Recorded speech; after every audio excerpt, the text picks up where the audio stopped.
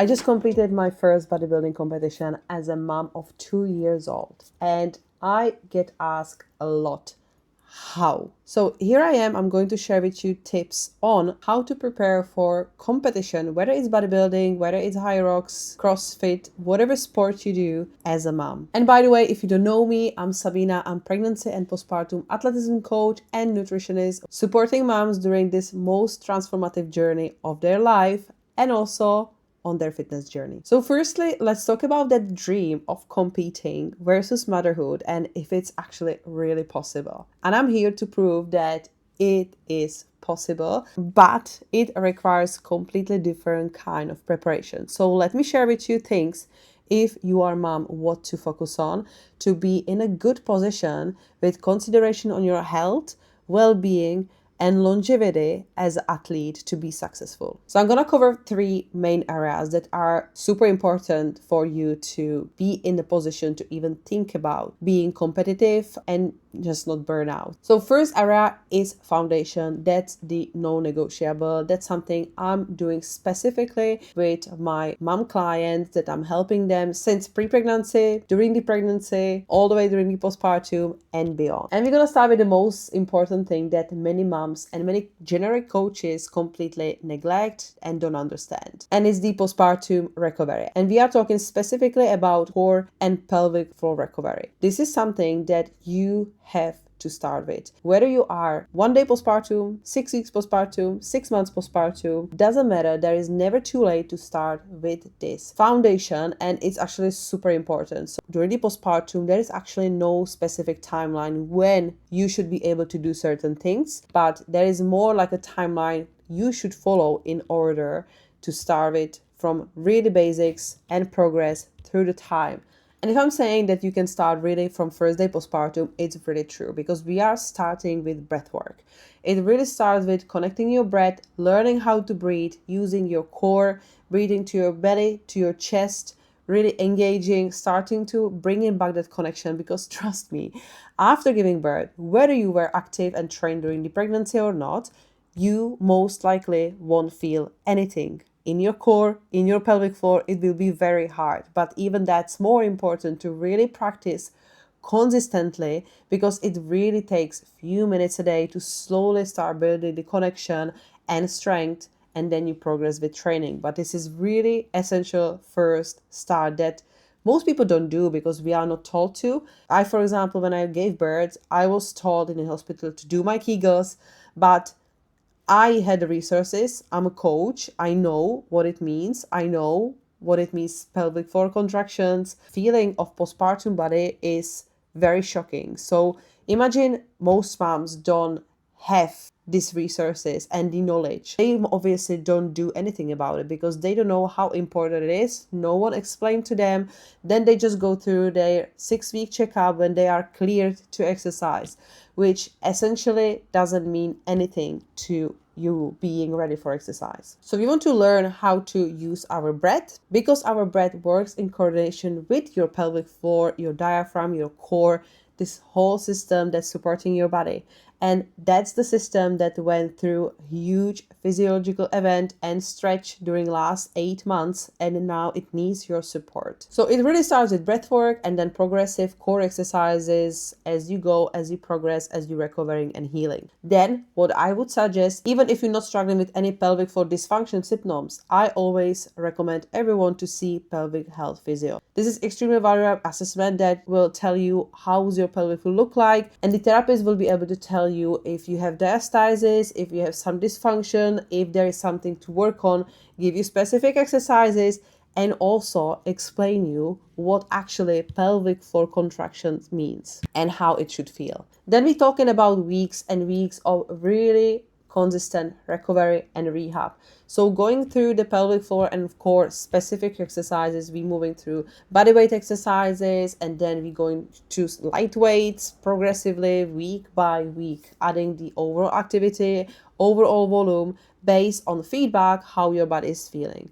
And again, there is no timeline. It will be very specific, but this is essential foundation for you as a mom if you truly care about your athletic longevity. Foundation number 2 is sleep and stress management. And it can sound ridiculous because sleep is obviously affected hugely during the postpartum. And most likely in the next few years, you won't sleep as good as you did before. And you most likely will be stressed as you've never been before.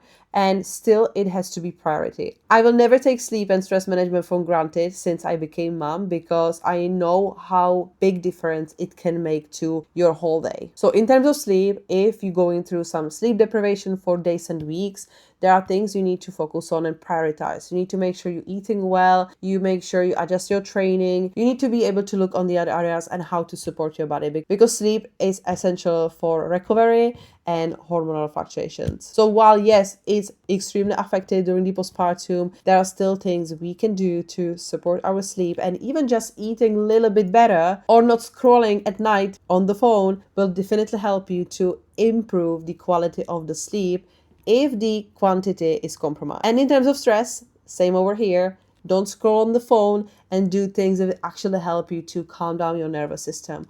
Going for walks, which ultimately help you again with recovery, building some kind of activity and energy expenditure. Also, it's low impact, so it doesn't put any fatigue on your body, and it helps you to de-stress for sure. Or any other activity you might like. It's really not about putting the face mask on during the postpartum.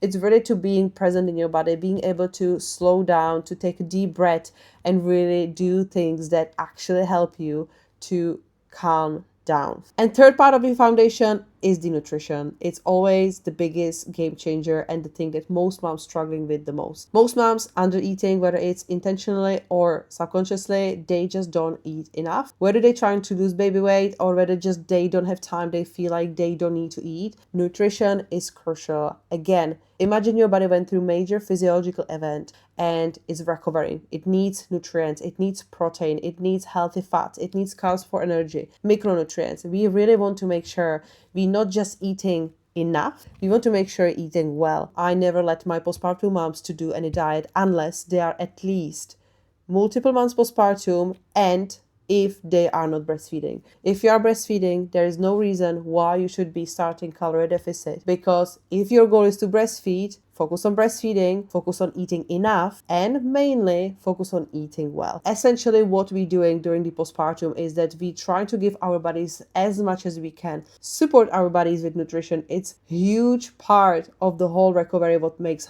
all difference. If you eat well, enough protein during the day, if you're not starving yourself, not skipping meals, getting actually 2 to 3 meals, solid meals during the day, you're already supporting your bodies in a way that it helps your energy levels, your mood, hormones, hormonal fluctuations and changes, sleep itself, stress, and then also your training. If you're already back to the gym, you want to make sure you're eating enough to support your goals. If you're eating slightly more, your body will definitely use that energy. You will see increase in your performance. You will definitely help your body to rebuild some lean muscle. That will ultimately help you with body composition, if that's your goal. Second area would be your support system. So firstly, definitely your partner. You have to communicate your goals. Sometimes I think that most moms never get after their fitness goals because they feel like they should not. They think they are moms and that's their role, and they feel ashamed or guilty that they want to do something like this. They want to pursue their fitness goals and just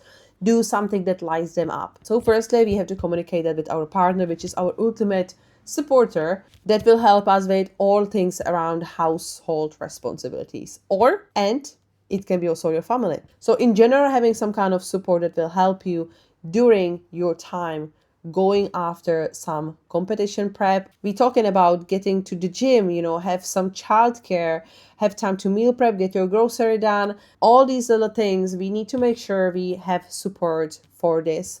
And it's not just about a few weeks, it's for a few months. And this would be something not just about specifically getting ready for competition. It would be great to have this kind of support overall. Communicate your needs with your partner and with your family. Understand that that's perfectly fine. Like, you deserve and you need some time for yourself. We just need to not feel guilty to even express ourselves. And number 3, in terms of support, you need coach. Definitely, this is the most valuable investment you can do. I have worked with many coaches throughout my life, currently now during the prep, and It's been always the best experience that helped me to improve my obviously results, performance, but grow as a human, as a mom, as a coach, as an athlete.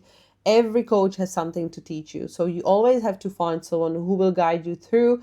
It takes also pressure of yourself from figuring out your programs, your training plans, your nutrition plans, and it also helps with accountability and also communicating all your questions and struggles you might face. And if you are a mom who is looking for a coach specifically working towards competitions, or you are just want to get back to exercise, you planning to go to do high rocks, or you want to do mini marathon, or you want to compete in bodybuilding, I'm coach for you because I will guide you through pregnancy, early postpartum, and beyond. So all you have to do is to get in touch with me via the links below. We can have a conversation, just chat about your journey, your current situation, your plans, and how She Strong coaching would help you to achieve your goals. And third area is all about your mindset. Having realistic expectations, understanding what it actually takes to do some competition prep, understand the sacrifices as it might become your priority. Get clear on logistic and all the practical planning around the prep or future plans.